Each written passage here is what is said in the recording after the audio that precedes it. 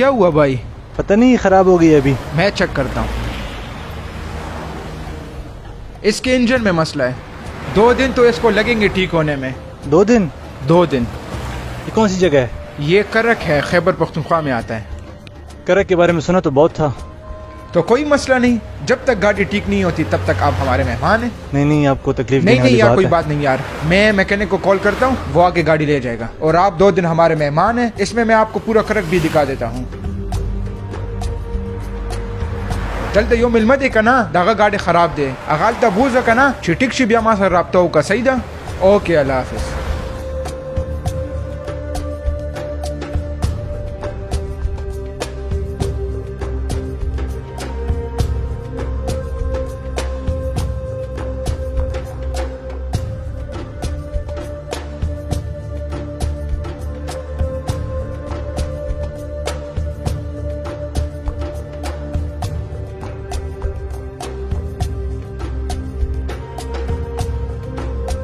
صبح ہوتے ہی ہم چل پڑے جٹا اسماعیل خیل کے بلند پہاڑوں کی طرف. ایسے پہاڑ جو معدنیات سے مالا مال ہے. مجھ سے کہنے لگا کہ آپ کا نمک کھا لیا، اب تو آپ کو ہمیشہ یاد رکھنا پڑے گا. تب ہم جٹا اسماعیل خیل پہنچ گئے تھے. جٹا اسماعیل خیل میں جپسم اور نمک کے ذخائر ہیں. جپسم کو کٹن مراحل سے گزار کر تیار کیا جاتا ہے، جس کی ترسیل یہاں سے ملک کے دیگر علاقوں کو کی جاتی ہے. چشمئی، آزاد بنڈا، مکوڑی سے گزرتے ہوئے ہم تختی نصرتی پہنچ گئے. یہاں پر یورینیم کے ذخائر ہے. انٹرنیشنل نیوکلیئر انفارمیشن سسٹم نے یورینیم کا تخمینہ لگانے کے لیے یہاں پر فیژن ٹریک ٹیکنیک کا اطلاق کیا، جس میں پانی کے 30 مختلف نمونے لیے گئے. رپورٹس کے مطابق ایشیا میں سب سے زیادہ یورینیم کرک میں پائے جاتے ہیں. دوست، کرک تو معدنیات سے مالا مال ہے. میں نے جواباً کہا، اب تک تو میں نے آپ کو تیل اور گیس کے ذخائر کے بارے میں بتایا ہی نہیں. تیل اور گیس کے وسیع ذخائر نشپا، مکوڑی، گرگرئی کے مقامات پر پائے جاتے ہیں، جو روزانہ 7,000 بیرل آئل جبکہ 2,500 کیوبک فیٹ گیس کی پیداوار دیتے ہیں، جس سے وطن عزیز کو اربوں روپے کا فائدہ ہوتا ہے. اگر میں کرک کو پاکستان کا مستقبل کہوں تو غلط نہ ہوگا. شرح خواندگی کے لحاظ سے کرک کو پاکستان کے بڑے شہروں میں شمار کیا جاتا ہے. والی بال یہاں کی ثقافت کا حصہ بن چکا ہے. یہاں کرکٹ بھی کھیلی جاتی ہے، لیکن والی بال کا جنون نوجوانوں میں سب سے زیادہ پایا جاتا ہے. یہاں کی ثقافت سادہ اور منفرد ہے. یہاں کا روایتی کھٹک ڈانس پوری دنیا میں پاکستان کی پہچان ہے. کچھ مناظر کو دیکھ کر افسوس ہوتا ہے.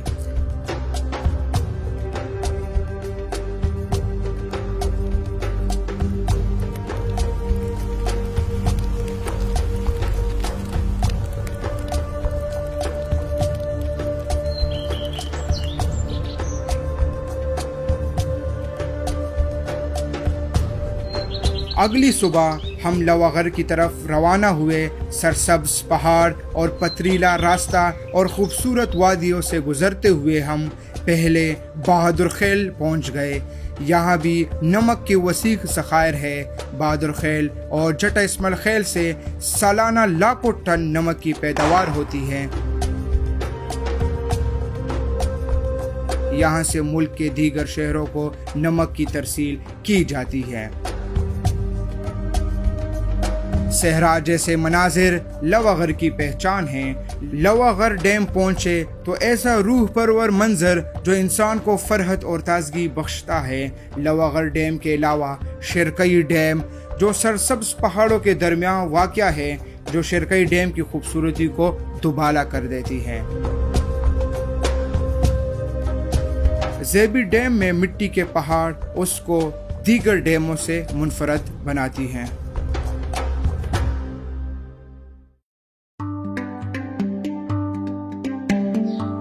مجھ سے حیرانگی سے کہنے لگا، میں نے آج تک ایسا علاقہ دیکھا ہی نہیں تھا جو معدنیات سے اتنا مالا مال ہو، جس کو خدا نے اتنا دلکش اور خوبصورت بنایا ہو۔ قدرتی ڈیم، سرسبز پہاڑ اور سب سے بڑی خاصیت معدنیات سے بھرپور پہاڑ کرک کی خوبصورتی کو دوبالا کرتے ہیں۔ خدا نے کرک کو کچھ خاص نعمتوں سے نوازا ہے۔ یہ بیر کا درخت ہے۔ کرک میں بیر کے درخت کثیر تعداد میں پائے جاتے ہیں۔ ان بیروں کے درختوں سے حاصل ہونے والا لذیذ شہد ملک کے دیگر شہروں کو ترسیل کی جاتی ہے۔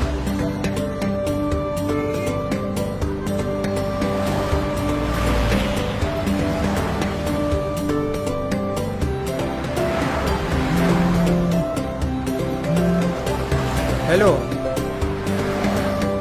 گاڑی ٹھیک شو؟ صحیح ده بس منگا درزو، گاڑی ٹھیک ہو گئی ہے۔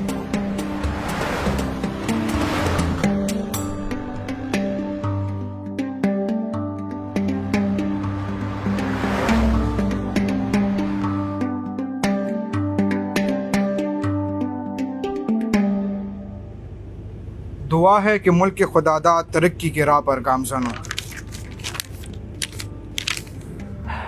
ناظرین، انہوں نے کیا خوبصورت آرٹیکل لکھا کرک کے بارے میں، جہاں پر معدنیات موجود ہیں، قدرتی ڈیمز موجود ہیں، اور پتہ نہیں کیا کیا جو انہوں نے اپنے آرٹیکل میں بتایا۔ آپ کا بہت شکریہ کہ آپ یہاں پر آئے۔ اور ناظرین، شو کا اختتام کرتے ہیں اس شعر کے ساتھ کہ خدا نے آج تک اس قوم کی حالت نہیں بدلی، نہ ہو جس کو خیال آپ اپنی حالت کے بدلنے کا۔ اپنے ہوش حوال امین کو اجازت دیجیے۔ اللہ حافظ۔